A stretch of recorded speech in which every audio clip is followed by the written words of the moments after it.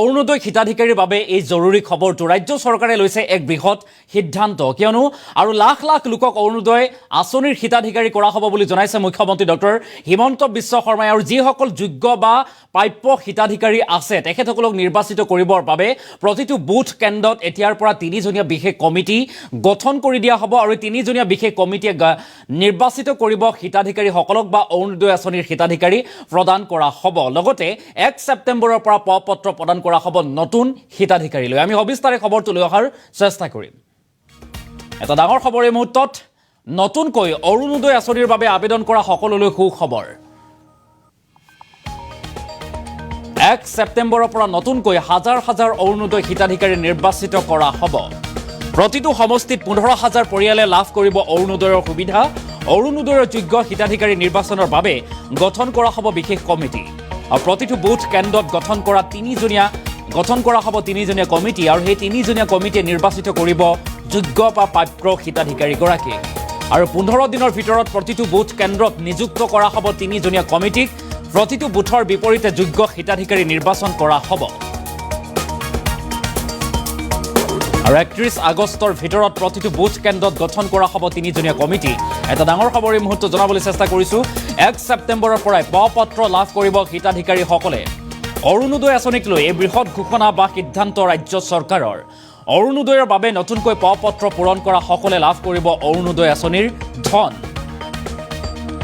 আৰু প্ৰতিটো সমষ্টিত নতুনকৈ প্ৰায় 15,000 পৰিয়ালে লাভ কৰিব অৰুণোদয় আঁচনিৰ ধন নতুনকৈ অৰুণোদয় আঁচনিৰ বাবে আবেদন কৰা সকলোলৈ এই সুখবৰ ৰাজ্যৰ মুখ্যমন্ত্ৰী ডক্টৰ হিমন্ত বিশ্ব শৰ্মাই আজিৰ দিনটোত বৃহৎ ঘোষণা কৰা পৰিলক্ষিত হৈছে 1 ছেপ্টেম্বৰৰ পৰা নতুনকৈ 15,000 অৰুণোদয় হিতাধিকাৰী নিৰ্বাচিত কৰা হ'ব আৰু অৰুণোদয়ৰ যোগ্য হিতাধিকাৰী নিৰ্বাচনৰ বাবে গঠন কৰা হ'ব বিশেষ কমিটি তিনিজনীয়া বিশেষ কমিটি গঠন কৰিব প্ৰতিটো বুথ কেন্দ্ৰত গঠন কৰা হ'ব তিনিজনীয়া কমিটি আৰু 15 দিনৰ ভিতৰত প্ৰতিটো বুথ কেন্দ্ৰত নিযুক্ত কৰা হ'ব তিনিজনীয়া কমিটিক আৰু এই তিনিজনীয়া কমিটিয়ে যোগ্য হিতাধিকাৰীগৰাকীক নিৰ্বাচিত কৰিব আৰু অৰুণোদয় আঁচনিক লৈ ৰাজ্যৰ মুখ্যমন্ত্ৰী ডক্টৰ হিমন্ত বিশ্ব শৰ্মাৰ এই বৃহৎ ঘোষণা 1 ছেপ্টেম্বৰৰ পৰা পত্ৰ লাভ কৰিব হিতাধিকাৰীসকলে অৰুণোদয়ৰ বাবে নতুনকৈ পত্ৰ পূৰণ কৰা সকলে লাভ কৰিব অৰুণোদয় আৰু প্ৰতিটো সমষ্টিত নতুনকৈ প্ৰায় 15,000 পৰিয়ালে লাভ কৰিব অৰুণোদয় আঁচনিৰ ধন আৰু নতুনকৈ অৰুণোদয় আঁচনিৰ বাবে আবেদন কৰা সকলোলৈ সুখবৰ 1 ছেপ্টেম্বৰৰ পৰা নতুনকৈ হাজাৰ হাজাৰ অৰুণোদয় হিতাধিকাৰী নিৰ্বাচিত কৰা হ'ব আৰু অৰুণোদয়ৰ যোগ্য হিতাধিকাৰী নিৰ্বাচনৰ বাবে গঠন কৰা হ'ব এই বিশেষ কমিটি প্ৰতিটো বুথ কেন্দ্ৰত গঠন কৰা হ'ব তিনিজনীয়া কমিটি আৰু এই তিনিজনীয়া কমিটিয়ে প্ৰতিটো বুথ কেন্দ্ৰৰ পৰা যিগৰাকী যোগ্য হিতাধিকাৰী আছে তেখেতসকলক নিৰ্বাচিত কৰিব আৰু তাৰ পাছতেই অৰুণোদয় আঁচনিৰ হিতাধিকাৰী কৰাব য'ত অৰুণোদয় আঁচনিয়ে ৰাজ্যৰ লাখ লাখ লোকক বা মহিলাক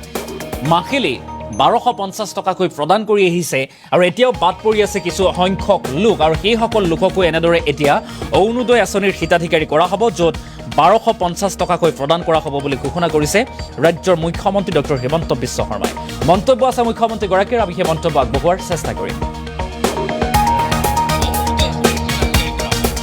বুথ আঁচনিৰ সময়ত আপোনালোকে আমাক পত্ৰসমূহ পূৰণ কৰি দিছিল যে কোন কোন মানুহক অৰুণোদয় আঁচনিৰ প্ৰয়োজনীয়তা আছে ৰাজ্য চৰকাৰে সিদ্ধান্ত লৈছে যে প্ৰত্যেকটো বুথ কেন্দ্ৰত আমি এখন তিনিজনীয়া কমিটি গঠন কৰিম গাৰ্জেন মন্ত্ৰীসকলে একোখনকৈ তিনিজনীয়া কমিটি অহা 15 দিনৰ ভিতৰত গঠন কৰি দিব সিলেকশন বুথত হ'ব প্ৰত্যেকটো বুথৰ বিপৰীতে অৰুণোদয় হিতাধিকাৰী নিৰ্বাচন হ'ব আৰু এই নিৰ্বাচনৰ প্ৰক্ৰিয়াটোক গতি দিবলৈ পঞ্চায়ত যিহেতু বৰ্তমান নাই আমি তিনিজনীয়া কমিটি এখন চৰকাৰে ঘোষণা কৰি দিম মই অনুৰোধ কৰিম আমাৰ গাৰ্জেন মন্ত্ৰীসকলক যাতে প্ৰত্যেকটো বুথতে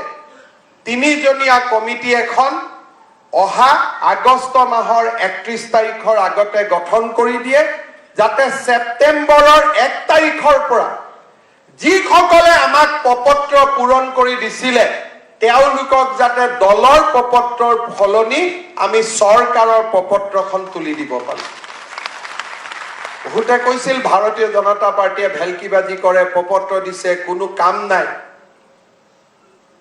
আমি ৰাজনীতি কৰো এটা মৰ্যাদাৰ ভিত্তিত। আমি যদি কাৰোবাৰ ঘৰত গৈছিলো, তেওঁক ন্যায় দিয়াটো আমাৰ দায়িত্ব।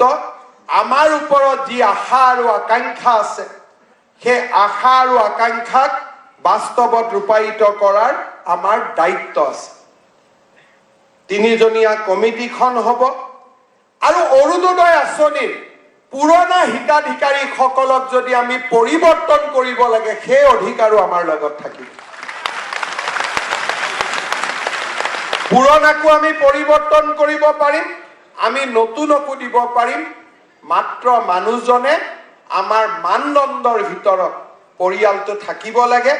কাৰোবাৰ ঘৰত গাড়ী আছে, কাৰোবাৰ ঘৰত চাকৰি আছে, তাক আমি এই ধৰণৰ বিশেষ সুবিধা দিয়াৰ প্ৰয়োজন নাই।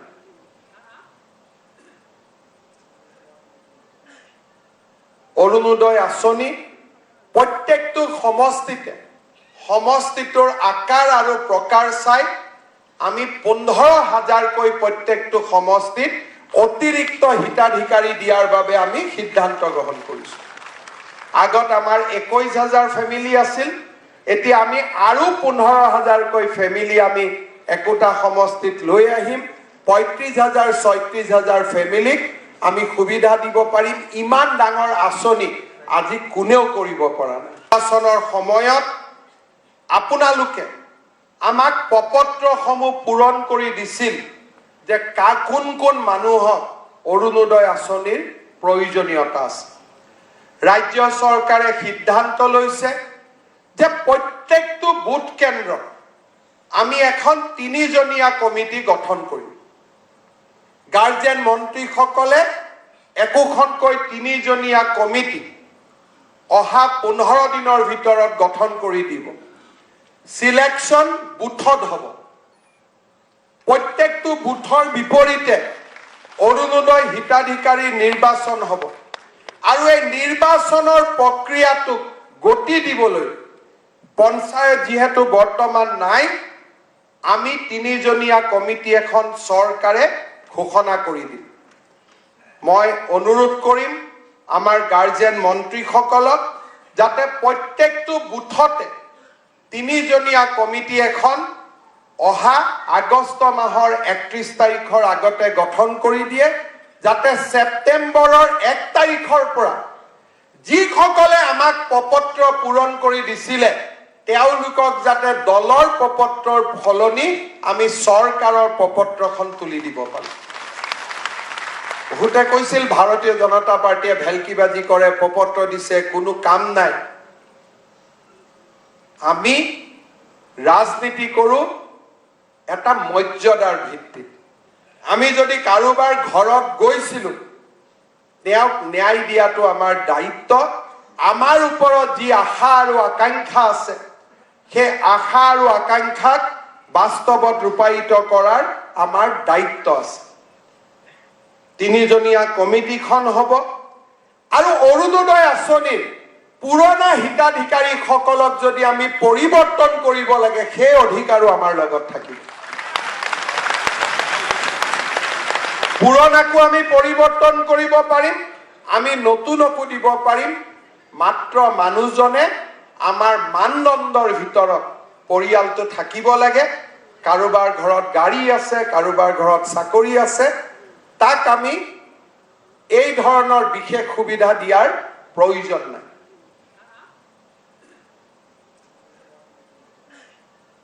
অৰুণোদয় আঁচনি প্ৰত্যেকটো সমষ্টিটোৰ আকাৰ আৰু প্ৰকাৰ চাই আমি 15,000কৈ প্ৰত্যেকটো সমষ্টিত অতিৰিক্ত হিতাধিকাৰী দিয়াৰ বাবে আমি সিদ্ধান্ত গ্ৰহণ কৰিছো।